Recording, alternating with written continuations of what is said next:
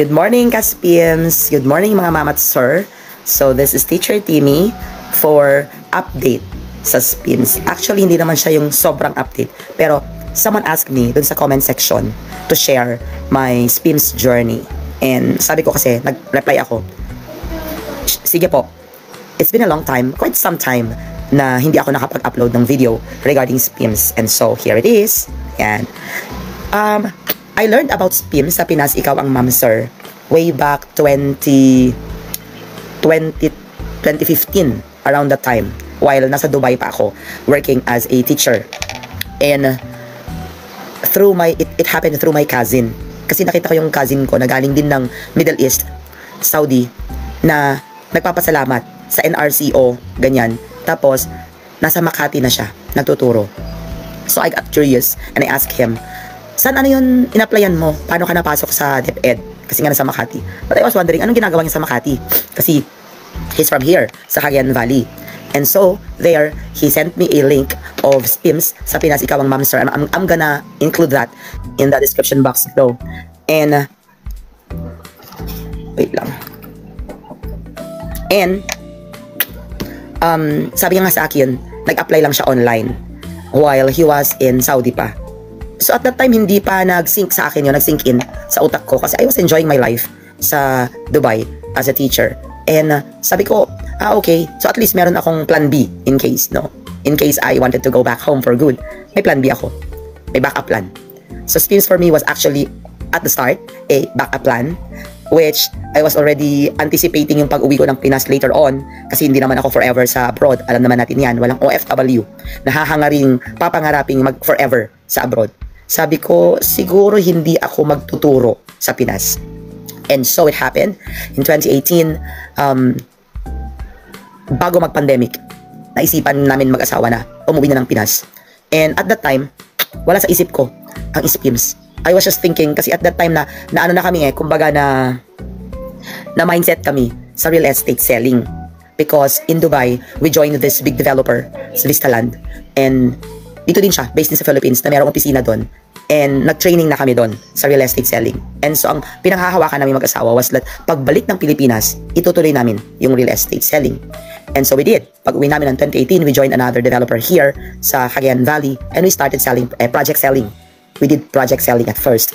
Then, nakilala namin ng raw lots. So we started with lands, lot for sale. And so I was happy with that. Until 2020, yung pandemic hit in 2020, right? And doon na-stop yung, alam mo yon, yung talagang malakihang kitaan. And napaisip ako, kung natenga yung income through real estate selling, sa project selling, ano ang ibang paraan para kumita? We need a stable na income, monthly income, kasi syempre may mga kids kami. And so, my husband applied for a job at sabi niya, ako na muna lang sa bahay tapos siya muna mag-work. And so he did, and he found a job. And he started doing that. But then, syempre, being sanay sa buhay sa abroad, na every weekend, groceries, maya't maya, gumagala, alam mo yon, yung hindi lang yung lifestyle, but yung needs, even the needs na lang, hindi kayang suportahan ng isang income lang pag nasa Pilipinas ka, having 4 children. And so, dun bumalik sa isip ko, sabi ko, wait lang, may backup plan nga pala ako. And so, balik ako, backread ako ng mga messages ni Pinsan, tapos nakita ko ulit yung link. And so, I clicked the link, and then, sinerge ko siya sa Facebook, meron din siyang Facebook. Chinek ko, tapos nakalagay doon, batch so and so. May batch 37 or 36, something. Pero pandemic noon, 2020. And so, nag-email ako. So, that was March. Yeah, nag-email ako March. Eksakto lockdown. So, sabi ko, mukhang matatagalan ang reply. Kasi syempre, pag lockdown noon, mahirap pumasok yung mga tao, work from home sila and all that. Tapos kami nakatenga sa bahay. Ang hirap ng pandemic. Ang pinagpapasalamat ko na lang is that nakauwi kami ng family ko kasi may mga bata kami bago mag-pandemic, no? And so, ayan, nakita ko ngayon sa email ko, nag-reply sila sa akin bandang May na. Yes po. Sa timeline ko dito, sa mismong email ko, I sent them an application sometime in March. They replied to me sometime in May. At yun nga, ang sabi nila is, greetings from Overseas Workers Welfare Association, Administration, NRCO, National Reintegration Center for OFWs. This is to formally acknowledge, ayun na, sa Pinas Ikaw Ma'am Sir program, to further facilitate, send us the copies of the following. Yun na po yun. Yung valid professional, teacher professional regulation commission, yung PRCID. Then, we also have the LET certificate or of board rating, passport with latest arrival stamped in the Philippines. Yun na yung pagdating mo dito. Certificate of employment or employment contract abroad, or any documentary proof that you work abroad. Then, certificate of employment as teacher or service record for those who have experience. Yan. So sa akin meron po kasi before I went abroad, nag-work ako sa Pilipinas as a substitute teacher in a public school. Then, I also taught in a private school for 5 years. Ayan. So for the meantime, yun lang yung initial muna niya. Tapos nakalagay na for clarifications and assistance, you may contact the SPIM Secretariat at tapos yung email ID and the phone number. Yan. So SPIM Secretariat. Yun po yung pinakauna na email nila. So I was like so excited when I read that. Sabi ko, wow. It took 2 months bago nakapag-reply because it was pandemic during that time. But to compare this year, for the next academic year 2026-2027, nakalagay na po sa kanilang Facebook page na ang deadline ng submission of application is on November 15, 2025. So this year po. Ibig pong sabihin, sa amin nun hindi ko na kasi nakita yung deadline. Pero basta give it 1 year. So kunwari November 15, 2025, ang expected po ninyo na item will be before June 2026. Yun. And then yun na po. Sunod-sunod na. Sunod-sunod na yung mga email sa akin. So in-email ko yun. Ay, November. Ayan. Tingnan mo, ang tagal ng mga reply nila, no? So May yun, no? May. Sumunod na po doon is ang tagal ng antayan. It was November already of 2020 when they emailed me. At yun na po yung selection ng school. Ayan. Selection na ng school. So, ako, since nasa Pilipinas na ako that time, by the way, pag nasa Pilipinas ka, kailangan po within 5 years ha. Within 5 years na nanggaling ka ng abroad, after mo mag for good, within 5 years lang po pwede mag-apply sa SPIMS. Yun lang po yung validity niya. Hindi na po pwede mag-apply after 5 years. So, if it was 2018 when I came home, I applied in 2020. Actually, sorry, 3 years lang pala. 3 years. Eksakto po, yun na po yung last year. Kasi kung tinagalan ko pa siya, 2021 pa ako nag-apply. Wala na pong chance. Yun pala yun. Sorry, hindi pala 5 years. Correct me. Okay? Correction po. I'm correcting myself. 3 years lang po. Kasi yun yung sinasabi ko sa isip ko na siguro nga, it was for me. God has a plan for me. Kasi on the 3rd year ng after ko mag-for good, doon ko lang siya naisip talagang gawin. Ayan. So, November 2020, binigyan na nila ako ng schools para pagpilian. And I was happy, although it was a long time waiting. Ang habang waiting period. From May to November. Akala ko nga nakalimutan na nila ako. Sabi ko, wala nang update. Tapos medyo makulit ako. Siguro mga once a month, ganun. Nag-i-email ako. Tapos wala nagre-reply. Ang kulit-kulit. Email ako ng email. Sabi ko nga, nakita ko yung email thread namin, SPIMS tsaka ako. Mga 4 times ako na nag-email na walang reply. Tapos naisip ko, siguro ganun kadami yung mga applicants na hindi nila ma-replyan or talagang may timeline sila at wala silang i-reply sa'yo. That's why, hindi ka nire-replyan. Kasi what's the point of replying to you kung wala sa'yo ibibigay na update, di ba? Ayan, wait lang. Kape tayo. Let's coffee. Good morning, guys. Alam niyo ba yung 10-year-old na son ko? Siya ang taga-timpla ng kape. Ayan. So, balik tayo sa story. Daming mga segue, no? So, ayun, November 11, binigyan ako ng schools to choose from. And, you know what? I was excited kasi 3 yung pagpilian. But the previous year, no 2019, yeah, I think 2019, nag-apply din yung hipag ko. Kasi binigay ko rin yung link. Siya actually nauna. Ginaid ko muna siya. I sent her the link and all that. So, siya muna yung parang practice ba? Dry run ba? So, siya muna, na-in siya. But, unfortunately, iisa lang yung school na, na nabigay sa kanya. So, nung ako, 3. Tapos lahat yung 3 na city. Kasi doon sa unang mga emails, tatanungin ka na nila right away kung ano ang preferred mo na school. Kung within your area, kasi nakalagay naman yung address mo. Sinend mo naman yung passport mo and all that. Nandun yung address mo. So, syempre, ang gusto nila, i-home base ka. But in case walang item, nakalagay doon, in case walang item, doon sa mismong lugar kung saan mo preferred or yung home base mo, they will look for places nearby or probably kung saan na lang yung pinakamalapit na probinsya na merong item. Kasi in my cousin's case, Ewan ko anong nilagay niyang address, bakit Makati ang binigay sa kanya at wala din siyang option. Yun. But what I know of is that kung nakadepende po yan sa experience, kasi nakalagay doon sa unang application mo pa lang, unang submit mo pa lang ng documents mo, nire-require ka na nila na magbigay ng service record or employment certificate doon sa previous jobs mo. Ako kasi po, considering teaching po yung work ko abroad for 10 years. And bago po ako nag-abroad, 5 years sa private, few months sa public as a substitute teacher. So lahat ng experiences ko po, teaching talaga. Si pinsan kasi, admin, sa office po siya. Si hipag ko naman, sa school pero assistant teacher. Hindi talagang teaching. Ayan. So, and first experience niya yun. Kasi kakagraduate niya nung nag-abroad siya. Ayan. So siguro sabi ko nga, I believe, they consider the experience and kung teaching related. But yes, tinatanggap po nila ang hindi teaching related. To clarify, ha, si pinsan ko hindi po siya teaching related ang experience. As long as meron ka pong work abroad, as long as naka-register ka po sa OWA, then Polo OWA, now it's DMW, Department of Migrant Workers. Yan. That's it. Pwede ka na po mag-apply. And pag uwi mo ng Pinas, kung nasa Pinas ka na, within 3 years po, muntik na ako sumablay doon. Kasi nag-apply ako 2020. 2018 ako dumating. 3 years na. Sakto. On the 3rd year. Kung pinatagal ko pa siya ng 1 year, hindi na po ako pwede. Hindi na po ako qualified. Buti na lang. So God is good. Then, ayun, November, namili ako. Tapos, sunod-sunod na. From there, sunod-sunod na. Then, they gave me the timeline na. Doon sa next na email nila sa akin, naibigay na po nila yung kanilang timeline. And this is the timeline. Where is that? Wait lang, ha? Kaya yung nag-ano sa akin, nag-message, huwag po kayong mag-alala, ma'am. Kasi sabi niya, paano daw yun? November 15 daw yung deadline. Tapos June of next year, yung pasukan, magkaka-item siya bago mag-June. Gusto niya daw niyang tapusin muna hanggang November ulit ng 2026 because sayang naman daw yung months na mag-aantay siya. Kung bibigyan po kayo ng item, ma'am, for the next academic year at masasali po kayo sa batch for 2026, 2027, hindi na po kayo mag-aantay. Kasi bago po mag-June 2026, may item na po kayo. So, ganito po siya. DepEd Central ang kausap mo doon sa unang application. So, ang first nila na we-work out was the creation of the position by DBM. Yes po, the position is new.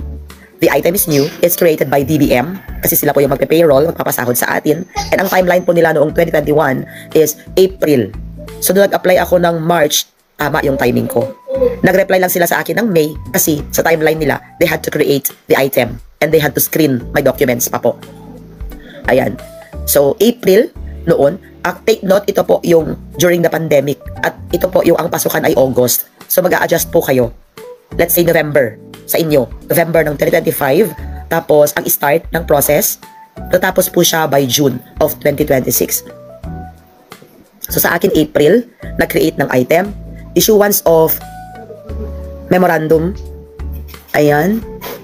On the details of the teacher for SPIMS. April and May. April to May. Ayan. So, instructions. Other instructions. Then, mailing of individual letters to the SPIMS beneficiaries. 3rd week of May to June. Ayan. Kaya sabi ko sa inyo, March ako nag-apply, May ko na-receive yung letter. Kasi yun pala yun. Nakalagay talaga dito sa timeline. 3rd week of May to June, email, sending emails, individual letters to SPIMS beneficiaries, informing us about our item already. Ayan. So, yun pala yun. So, kung nag-start ka pong mag-apply ng eksakto November, maganda ang timing ng ano mo, ng application mo. Pero kung ngayon ka po mag-i-email, now is July, mag-aantay ka po hanggang November bago po sila reply ng todo. Kasi may timeline din po sila. Hindi po sila reply ng reply. Then, issuance of NOSCA for the approved newly created items. Ayan na po. June to July. Tapos, 10 to 15 days after the NOSCA is issued, meron na pong publication and posting of newly created positions. Siyempre, may posting yan kasi gobyerno yan. Ilalagay siguro na yan sa CSC. Di po ba? Kasi lahat naman ng mga items or mga appointments na bago or hiring, mga positions, nakalagay po yan sa CSC. So, 3rd to 4th week of July, submission of documents, documentary requirements by the SPIMS beneficiary to DepEd SDO. Ayan. So, pumunta na po ako sa SDO, Schools Division Office, dito sa aming probinsya or sa aking locality. And in my case, I went to DepEd Tuguegarao. I'm from Cagayan Valley po. And you know what? Ito pa nakakatawang kwento. Sabi lang kasi doon, you proceed to your SDO, sa Schools Division Office. And galing po ako ng Dubai. So, ang naitatak po sa isip ko, Cagayan Valley as a province has only one SDO. So, I went to SDO Cagayan. Yun pala, yung capital city, which is Tuguegarao, has its own SDO.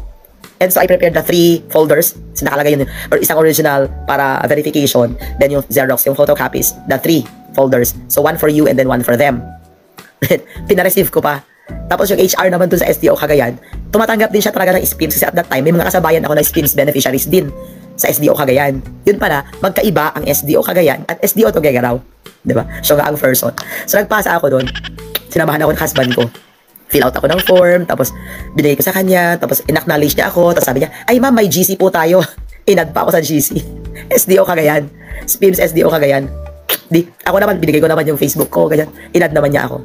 Tapos, buti nag-email sa akin by August, 3rd week of July yun by August, nag-email ulit sa akin yung SPIMS. Kasi issuance of appointment of new hired SPIMS beneficiary. Sabi niya sa akin, have you received your appointment? Galing sa SDO. Tapos sabi ko, nakalagay po sa GC namin yung mga pangalan ng mga na-release na appointments, pero wala po yung pangalan ko. Paano nga naman magkakaroon ng pangalan? SDO Cagayan yun. Tapos sabi niya, may I know saang SDO ka nagpunta. O tapos sinabi ko, SDO Cagayan, dun na-clarify. Sabi niya, over here, the address is SDO Tuguegarao. Nabindang ako. So sabi ko, oh my God, bali. So natulog ng isang buwan yung papel ko sa SDO Cagayan. So pumunta ako sa SDO Cagayan, kinausap ko ulit yung HR. Tapos sabi ko, sir, hindi po pala nagkamali po ako. Pinull out ko doon, kahit na nakatatak na siya ng receive. Then I went to SDO Tuguegarao. Balay ko ba? Diba? Galing ako na abroad, so hindi ko alam. Ignorance, di ba? Nakakatawa din. So yun, when I went to SDO Cagayan, SDO Tuguegarao, yun na. Kausap ko na mismo yung HR ng SDO Tuguegarao. At ni-receive niya, sabi nga niya, na-receive na daw nila yung letter like a month ago. At inaantay daw nila ako na magpasa. So parang nag-assume din lang sila na dahil siguro pandemic pa, ganun, medyo mahirap bumiyahe or anything, something like that. Pero ang totoo, nagkamali lang talaga ako. Tapos nakita nila yung tatak na receive. In-explain ko din na nagpasa po ako sa SDO Cagayan. So I had to leave the group. Nag-left the group ang person doon sa SDO Cagayan. Then, inad ako sa SDO Tuguegarao. Batch 38. Nakakaloka. Tapos, 3 kami. May kasabayan ako ng SDO Tuguegarao. At yung 2, 2 kasabayan ko, it so happened na parehong school kami. So, one came from Hong Kong. And, I think 2 of them, galing silang 2 ng Hong Kong. Nag-meet kami sa GC, nakita namin na SDO Tuguegarao kami pare-pareho. At pare-pareho kami ng school na papasukan. Tapos, nag-chat-chat na kami, ganun. And, eto na, after that, puro SDO Tuguegarao na. Puro DepEd SDO na yung katransak mo. Balik ka doon for interview. Yes, may face-to-face interview po siya. And dahil pandemic that time, outdoors kami. Doon kami sa labas. May kubo doon. Konting verification lang naman about the papers or documents that you have submitted. Sabi nga doon sa application noon, way back, yung unang application, nakalagay doon, be ready for a demo teaching. But, naswertehan ko kasi nga, pandemic noon. So, walang demo teaching. Hindi pwede humarap sa kanila, di ba? Unless gusto nila online class. So wala, cancel. Hindi po ako nag-demo teaching. Pero be prepared mga ma'am sir, ngayon face to face na baka po i-ask nila kayo for demo teaching. So just be prepared para po ready tayo, di ba? Syempre mga teachers kailangan parang Girl Scout, laging handa. Then August or before the opening of classes, issuance of the first day of school. First day of service of newly hired teacher. So, meron sila bibigay sa'yo na papel, dadalhin mo na po sa school with your appointment. Yeah. Tapos, yung designation mo as teacher 1 coming from the DepEd Central, and you have to see the principal. And, andun na yung endorsement letter coming from SPIMS NRCO. Ayan. And with that, congratulations, ma'am at sir. Isa ka ng teacher sa DepEd. Pagka ganon. And so, that's it. I reported to school August 28. Ang klase namin that time was September 5. Yeah. The date of my appointment, I believe, is September 6. Yeah. But I had to go there earlier. Siyempre, para malaman mo din yung load mo, teaching loads mo, ganun. Tapos yung get to know ka din ng principal, konting chika bells, introduce mo yung sarili mo. Tapos, ano pa, i-endorse ka din sa department head. Kasi sa amin po, big school. Sa ibang schools po kasi sa Pilipinas, the principal or the school head, siya na po yung head ng lahat ng mga departments. Secondary po ako, high school. Sa elementary kasi, isa lang yung the principal, tapos siya na yung school head, then lahat under na sa kanya. Sa amin po kasi is the mega school, pinakamalaking school sa Tuguegarao. So aside from the principal, hiwalay po si junior high school, sa senior high school. Then aside from the principal, meron pong department heads. At bawat department po sa amin may opisina na sarili. So in-endorse po nila ako sa department head, then nakipag-meet ako sa department head, then si department head, in-introduce ako sa mga teachers. So that time, may mga, summer noon, may mga nagbibrigada na teachers. Very few of them. Then, na-meet ko sila. Then, yung dalawa doon na na-meet ko, mga SPIMS beneficiaries. So, sa aming school, marami ang SPIMS beneficiaries. Tapos, doon sa first day ko, ng pag-report ko, na-meet ko na yung isa sa mga nakachat ko sa GC na SPIMS beneficiary. Pero yung isa, sadly, na COVID that time. So, nasa hospital pa siya. So, na-late siya na pumasok. Parang a week after us, siya pumasok. So, yun lang. It's a, overall, it's a fun experience applying sa SPIMS. At the same time, it's waiting for so long. Medyo waiting game siya. Then, just have that hope in you and have faith na, alam mo, at the end of the line, nakakita mo yung light at magkakaroon ka ng job. Kasi alam mo sa Pilipinas, ang hirap maghanap ng trabaho. Yun. Naisip ko din yun eh. It took me 3 years, diba? To apply sa SPIMS. Kasi inisip ko nung nasa abroad pa ako, bakit ko naman gugustuhin magturo sa DepEd? Eh, ang hirap-hirap tapos ang liit-liit ng sahod. Pero, alam mo, pag nandyan ka na, nasa Pilipinas ka na, nakapag-for good ka na. Yes, incomparable yung sahod sa abroad. Pero come to think about it, yung stability and tenure sa work, and of course, yung future benefits mo, retirement and all that, although it's not that much. If you have other plans, like aside from teaching, do side hustle. Kasi kung sanay ka sa buhay abroad, kasi kami isang dekada kami sa abroad, hindi talaga magkakasya. Ayan. And kung may husband, syempre, mas maganda pa rin yung dalawa kayo na nag-work, especially kung medyo malaki yung family nyo, marami kayong anak, katulad sa amin, may 4 kaming anak. Then, don't just rely on single income. Kailangan may multiple sources, side hustle. Ayan. So for now, yun lang yung journey ko. It's a happy experience. Tapos sa school, yun lang yung question ng mga teachers doon na, hala, may bago na naman, SPIMS na naman. Tapos yung feeling nila, kaagaw nila sa ranking ng mga regular na applicants. And nung kinuha namin yung kopya na original ng appointment, magkasama kami nung isang bago din. Nakita namin talaga na yung item, kasi pagkagaling sa local, makikita mo kaninong item yung kinuha ng bagong teacher. Pero sa SPIMS, makikita mo talaga new. Doon sa item number, blah blah, reference, ganon, nakalagay po doon new. Ibig po sabihin, the item is newly created. Wala po tayong inagawan ng item sa mga nakiranking at bago po siya na na-create at para po lang yun sa mga returning OFWs na teacher sa Pilipinas. So sa Pinas, ikaw ang ma'am sir, apply na po. Deadline for submission this year is November 15, 2025. That's good to go for the next academic year, June of 2026. Good luck mga ma'am at sir. Yun lang po for today. Have a blessed Sunday everyone. Bye-bye. I hope nasagot ko na lahat yung mga questions. And this is Teacher Timmy saying, happiness is a choice. Always choose to be happy. Bye. God.